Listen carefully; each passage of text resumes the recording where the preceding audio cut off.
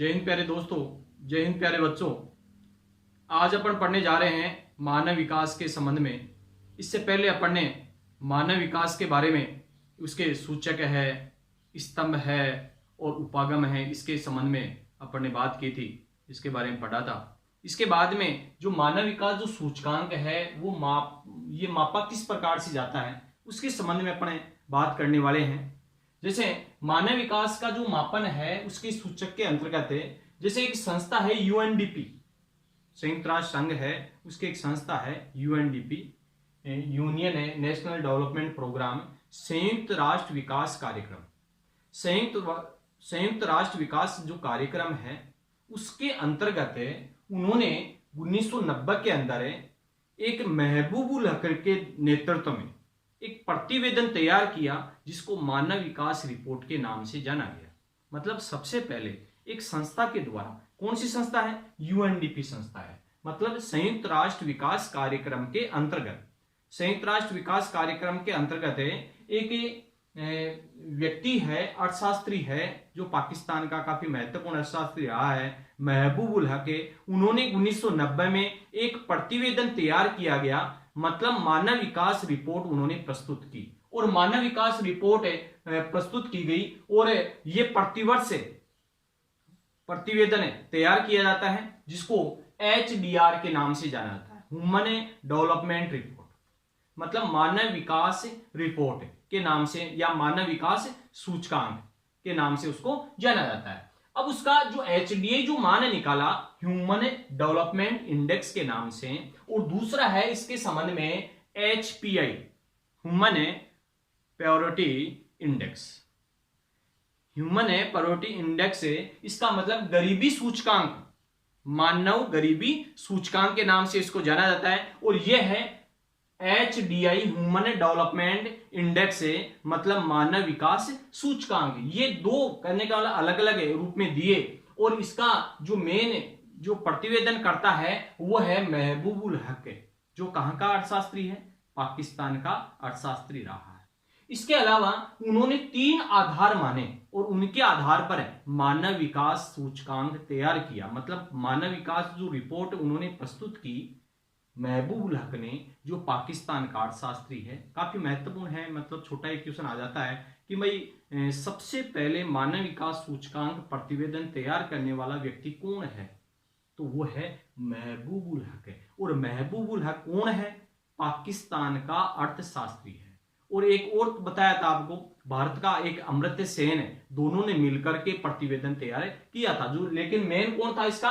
महबूबुल हक व्यक्ति था। 1990 में उन्होंने प्रस्तुत किया, लेकिन 3 चीजों को उन्होंने क्या माना? आधार माना। पहला है स्वास्थ्य। स्वास्थ्य का मतलब है जीवन प्रत्याशा से है, जीवन प्रत्याशा का मतलब स्वास्थ्य से है, अर्थात जीवन जीने की आयु, मतलब व्यक्ति कितने वर्षों तक जीवित रहता है। ठीक है, औसत रूप में, पूरे वर्ष में औसत रूप में कितने वर्षों तक जीवित रहता है मनुष्य, वो है जीवन प्रत्याशा। उसको नाम क्या देंगे शॉर्ट में? जीवन प्रत्याशा। वो किससे जुड़ी हुई है? स्वास्थ्य सुविधाओं से जुड़ी हुई है। तो स्वास्थ्य को पहला आधार उन्होंने माना। दूसरा है शिक्षा। शिक्षा के अंदर है जैसे प्रौढ़ साक्षरता है, बड़े बुजुर्ग वगैरह ये पढ़ते हैं, ठीक है ना, वो पढ़े लिखे कितने हैं। इसके अलावा सकल नामांकन अनुपात कि मतलब 0 से लेकर के 18 वर्ष तक के नामांकन है कि नहीं है, कितने हैं, ठीक है, उसका मतलब है। जैसे आंगनबाड़ी के अंदर देखते हैं या विद्यालय के अंदर है, वो नामांकन कितने लोगों का हुआ है, ठीक है, वो इससे संबंधित है। तो वो शिक्षा से संबंधित है। मतलब ये जो प्रौढ़ साक्षरता है, सकल नामांकन अनुपात है, ये किससे संबंधित है? शिक्षा से संबंधित है। तो दूसरा आधार माना उन्होंने शिक्षा। तीसरा है आपके संसाधनों तक पहुंच। संसाधनों तक पहुंच का मतलब प्रति व्यक्ति आय।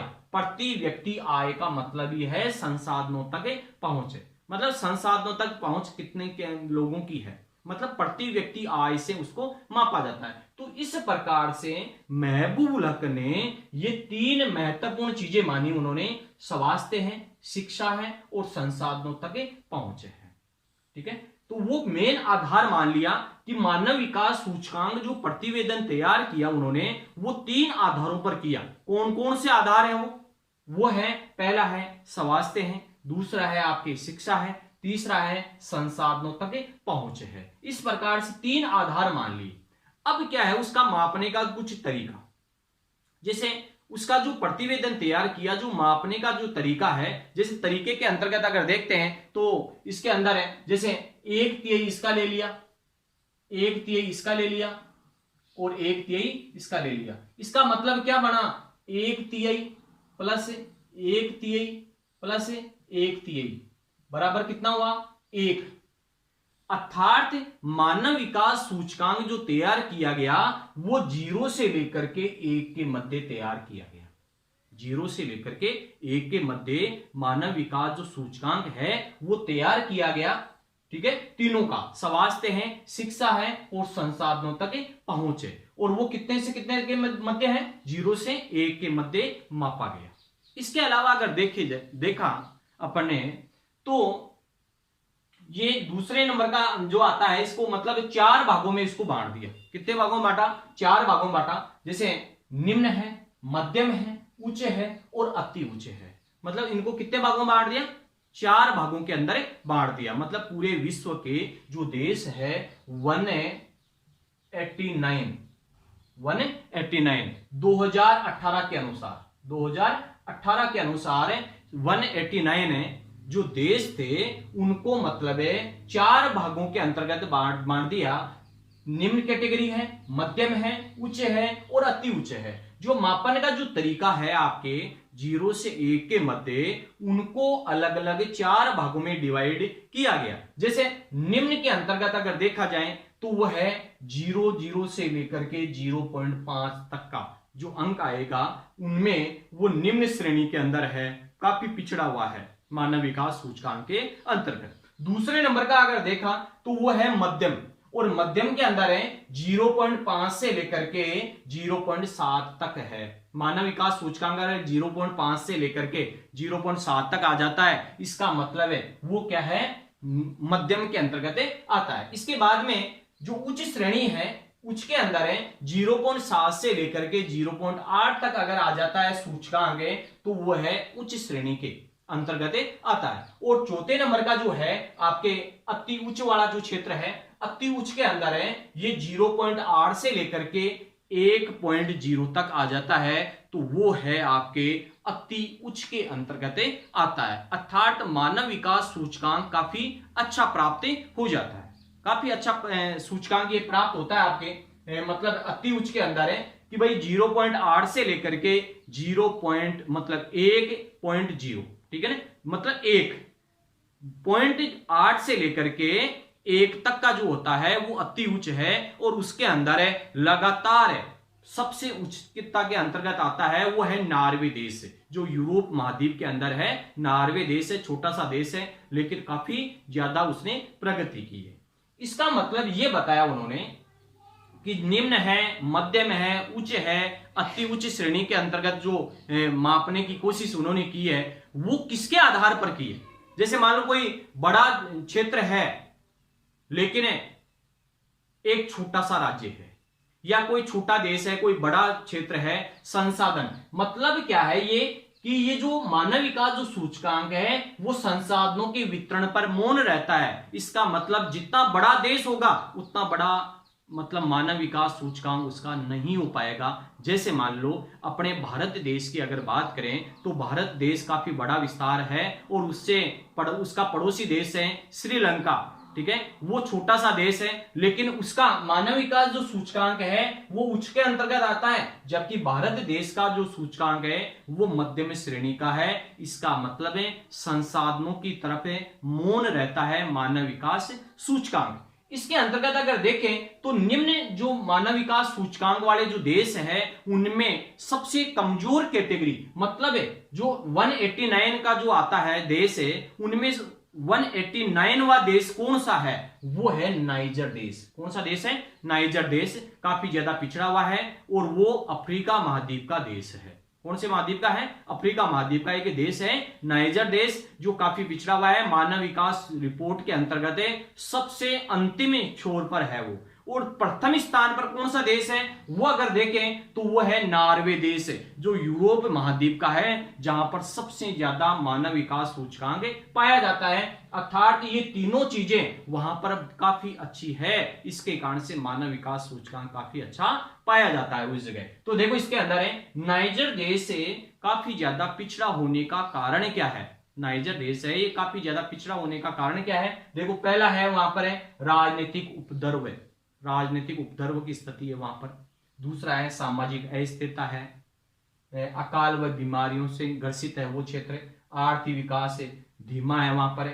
सामाजिक सेवाओं में आवश्यक खर्चे हैं, अति आवश्यक हो तो ही वहां पर खर्चा होगा, अन्यथा नहीं होगा। अर्थात वहां पर सरकारी सेवाएं बहुत ही न्यूनतम स्तर पर है। जबकि देखो सबसे ज्यादा उच्च स्थान पर अगर देखें, अति उच्च के अंतर्गत अगर देखें तो नॉर्वे देश है, और नॉर्वे देश के अंदर है सामाजिक सेक्टर है, जैसे मान लो वहां पर शिक्षा है, स्वास्थ्य है, उनमें अधिक खर्च करते हैं। शिक्षा है, स्वास्थ्य सेवाओं के अंदर अगर जिस देश के द्वारा ज्यादा खर्चा किया जा रहा है वो देश विकसित देश है।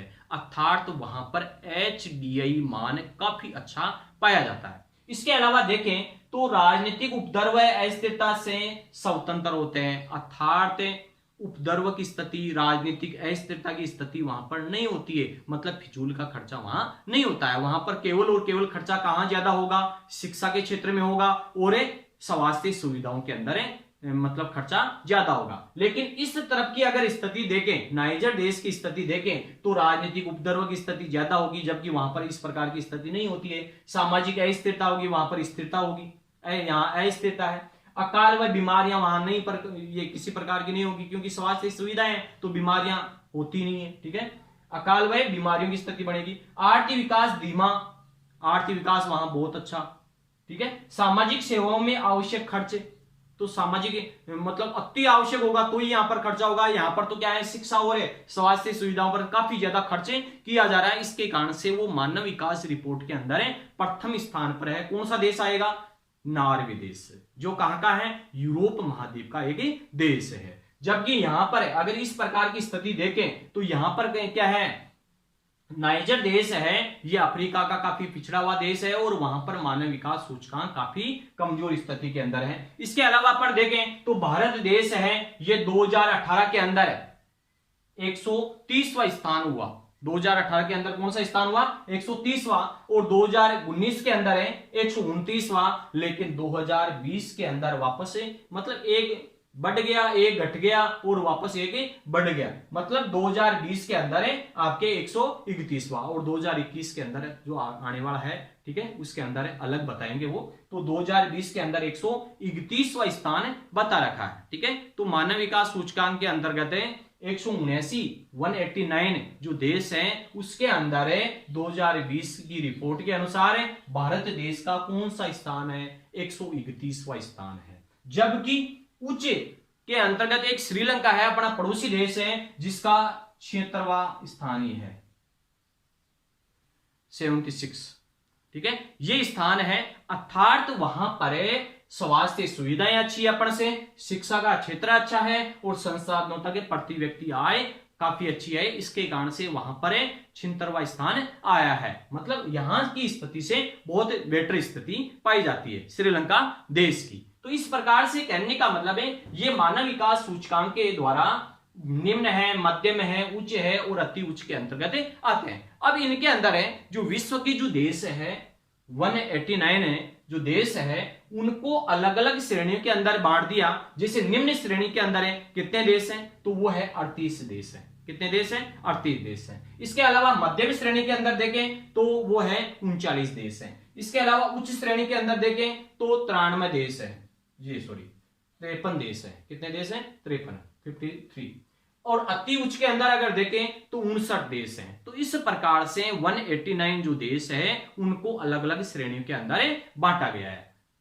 निम्न है, मध्यम है, उच्च है और अति उच्च के अंदर बांटा है। इनमें 38 है, 39 है, 53 है और 59 देश आते हैं। ठीक है, और उनको अलग अलग ये क्रम के अंदर बांट दिया गया। अब इसके बाद में अपन देखें जो दूसरे नंबर का जो था अपने इस प्रकार की स्थिति के अंदर है, तो HPI ह्यूमन पैरिटी इंडेक्स, मतलब गरीबी जो सूचकांक है वो भी निकाला जाता है उसके अंदर है। तो जैसे मानव विकास में कमी को ये मापता है, मतलब गरीबी को मापने का ये कार्य किया जाता है, और बिना आय वाला माप है, बिना आय वाला माप है। इसी प्रकार से जो HDI को जो मापा उसी प्रकार से आधार HPI का भी है। जैसे मान लो इसके अंदर अगर देखें तो 40 वर्ष से कम उम्र का तक जीवित रहने वाले लोगों की संख्या, मतलब जीवन प्रत्याशा 40 वर्ष से कम आयु के उम्र तक के जीवित रहने वाले लोगों की संख्या कितनी है, वो पहला एक। तो दूसरे नंबर का देखें तो प्रौढ़ निरक्षरता कितनी है, मतलब यहां पर तो साक्षरता की बात हो रही है, प्रौढ़ साक्षरता की, यहां क्या है प्रौढ़ निरक्षरता कितनी है उसके संबंध में मापा जाता है। तीसरे नंबर का देखें कि कितने लोगों को स्वच्छ जल नहीं मिल पा रहा है, यहां पर तो स्वास्थ्य की बात हो रही है अच्छी, लेकिन यहां पर है कि कितने लोगों को बेकार पानी मिल रहा है, मतलब स्वच्छ जल नहीं मिल पा रहा है, उनको भी इसमें गिनती करते हैं। इसके बाद में अगर देखें तो चौथे नंबर का जो माप है वो है कम भार वाले बच्चों की संख्या कितनी है, कम भार वाले मतलब कुपोषित बच्चों की संख्या कितनी है। इस प्रकार से उनके अंदर है ये 4 आधार माने गए। इसके अंदर कितने हैं, 3 हैं, उसी प्रकार से इसके अंदर 4 आधार माने हैं। अब इनमें आधार का जो है वो मानव विकास में कमी को ये मापता है और बिना आय वाला ये माप है। तो इस प्रकार की स्थिति इसके अंदर देखने को मिलती है। इसके बाद में एक तीसरे नंबर का जो माप है वो एक काफी ज्यादा रोचक माप है जो काफी वास्तविकता में देखने को मिला, GNHI। मतलब क्या है इसका, gross national happiness index, gross national happiness index काफी अच्छा है। मतलब क्या है उसका कि सकल राष्ट्रीय प्रसन्नता सूचकांक, सकल राष्ट्रीय प्रसन्नता सूचकांक तैयार किया जाता है और वो विश्व के अंदर एकमात्र ऐसा देश है वो है भूटान जो GNHI सूचकांक तैयार करता है प्रति वर्ष। ठीक है, जो मतलब है प्रसन्नता को उसके अंदर मापने की कोशिश करता है मानव विकास के अंदर है कि भाई प्रसन्न लोग कितने हैं, हंसमुख लोग कितने हैं, उनकी संख्या को गिनती करते हैं। तो इस प्रकार से मतलब भूटान देश के बारे में GNHI के बारे में माना जाता है। ठीक है, इस प्रकार से अगर मानव विकास सूचकांक के बारे में फिर से मैं थोड़ा सा आपको बता देता हूं कि मानव विकास जो सूचकांक है वो 1990 में UNDP एक संस्था है, यूनियन नेशनल डेवलपमेंट प्रोग्राम, संयुक्त राष्ट्र विकास कार्यक्रम के अंतर्गत महबूबुल हक जो पाकिस्तान का अर्थशास्त्री है उसके नेतृत्व में प्रथम मानव विकास रिपोर्ट प्रतिवेदन तैयार किया गया। इसके अलावा उन्होंने मतलब 3 चीजों को आधार माना था, स्वास्थ्य है, शिक्षा है और संसाधनों तक पहुंच है, और इसका जो माप है वो 0 से लेकर के 1 के मध्य रहता है। और उन्होंने उनको 4 भागों में बांटा, मतलब श्रेणियों के अंदर बांटा, जो निम्न, मध्यम, उच्च और अति उच्च मानव विकास सूचकांक वाले देश आते हैं। उसके अंदर है मतलब 189 देशों को सम्मिलित किया गया। 2018 के अंदर कितने देशों को सम्मिलित किया गया, 189 देशों को सम्मिलित किया गया। उनके अंदर है भारत का 2020 के अंदर है कौन सा स्थान है, 131वां, 2018 में 130वां, 2019 में 129वां स्थान रहा है। सबसे ज्यादा मतलब सबसे उच्च स्थान पर कौन सा देश रहा है, तो लगातार एक ही देश रहा है, वो है नॉर्वे देश। ठीक है, यूरोप महाद्वीप का एक देश है। और सबसे कमजोर स्थिति के अंदर अगर देखें तो सबसे कमजोर स्थिति के अंदर है वो है नाइजर देश। कौन सा देश है, नाइजर देश। इनके अंदर है मतलब कमी क्या है कि संसाधनों के वितरण पर ये मौन रहता है, मानव विकास सूचकांक उसके बारे में कुछ नहीं बताता है। मतलब काफी बड़ा देश हो लेकिन मानव विकास सूचकांक उसका न्यूनतम हो सकता है। जैसे एक श्रीलंका है उसका 76वां स्थान है, जबकि भारत देश है उसका 130वां स्थान है, 131वां स्थान है। इस प्रकार की स्थिति देखने को मिलती है। ठीक है, तो अच्छी तरीके से आपको मानव विकास सूचकांक के बारे में, HPI के बारे में, आपके GNHI के बारे में ये जानकारी अच्छी तरीके से होनी चाहिए। इनकी फुल फॉर्म पूछ लेते हैं कई बार, ठीक है। जैसे GNHI, gross national happiness index, जो मतलब सकल राष्ट्रीय प्रसन्नता सूचकांक है, ये कौन से देश के द्वारा किया गया तैयार? वो है भूटान देश। कौन सा देश है वो? भूटान देश के द्वारा इस प्रकार का तैयार किया गया। इसके अलावा इसके 4 विकल्प हैं, 4 जो आपके मैंने बताए कि भाई 40 वर्ष से कम आयु के जो लोग हैं वो कितने जीवित है, ठीक है। इसके अलावा मतलब उसका मतलब जीवन प्रत्याशा कितनी है, प्रौढ़ निरक्षरता कितनी है, ठीक है, कितने लोगों को स्वच्छ जल मिल पाता है या नहीं मिल पाता है, कम भार वाले बच्चों की संख्या कितनी है, ठीक है। इनके संबंध में अपन बातें करते हैं। या नॉर्वे का उसका प्रमुख कारण क्या रहा है कि भाई नॉर्वे देश ही प्रथम स्थान पर क्यों आता है, उसका कारण भी आपके ये दिया हुआ है। जैसे सामाजिक सेक्टर वहां पर मजबूत है, मतलब गवर्नमेंट के द्वारा वहां पर शिक्षा है, स्वास्थ्य है, उन पर बहुत ज्यादा खर्चे किया जाता है, इसके कारण से वो मजबूती में के अंदर है। इसके अलावा राजनीतिक उपद्रव स्थिरता वहां पर बिल्कुल भी नहीं रहती है, इसके कारण से भी वो मजबूत देश बना हुआ है। काफी ज्यादा पैसे इन्वेस्टमेंट किसमें करेगा? शिक्षा में और स्वास्थ्य सुविधाओं के अंदर इन्वेस्टमेंट करेगा, ठीक है। तो इस प्रकार से HDI है, HPI है, आपके GNHI है, ठीक है। इनके संबंध में अपन ने चर्चा की। जय हिंद, जय भारत।